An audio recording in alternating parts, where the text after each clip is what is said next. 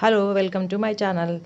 ఈరోజు నేను బంగాళదుంప వేపుడు పొడి పొడిగా ఎలా రావాలో చెప్తాను. పప్పులోకైనా, సాంబార్లోకైనా, రసంలోకైనా ఎంత టేస్టీగా ఉండే ఈ బంగాళదుంప వేపుడు చేసుకునే విధానం, నేను చేసే విధానం మీకు చూపిస్తాను. ఫస్ట్ మిక్సీ గిన్నె తీసుకొని దాంట్లో వెల్లిపాయలు, పచ్చిమిర్చి, మిరియాలు, జీలకర్ర వేసుకొని మంచిగా బరకగా మిక్సీ పట్టుకొని పెట్టుకోవాలి.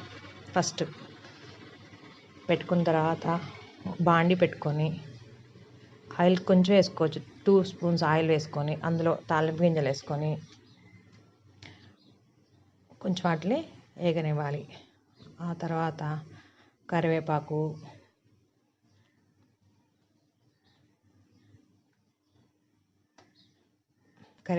కొంచెం వేగిన తర్వాత బంగాళదుంప ముక్కలు వాటిని ఫస్ట్ వాటర్లో వేసి కడిగి పెట్టుకొని గిన్నెలో బంగాళదుంప ముక్కలు వేయాలి. తర్వాత పసుపు, ఉప్పు వేసి వాటిని వేపుకోవాలి.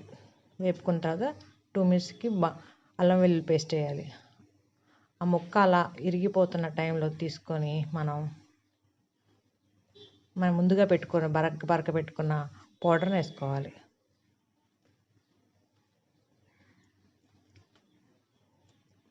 అదంతా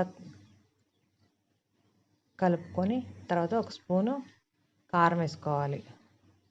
అడుగు మాడినట్టుగా కనిపిస్తుంది కానీ కాదు, ఎర్రగా వేగిన తర్వాత అడుగు అలాంటిది బంగాళదుంప వేపుడుకి అంతే. తర్వాత మనం ధనియాల పౌడర్ వేసుకొని కొత్తిమీర వేసుకొని సర్వ్ చేసుకోవటమే. ఉత్తి కలుపుకొని తిన్న చాలా టేస్టీగా ఉంటుంది. ఎంతో టేస్ట్ అయిన బంగాళదుంప వేపుడు రెడీ.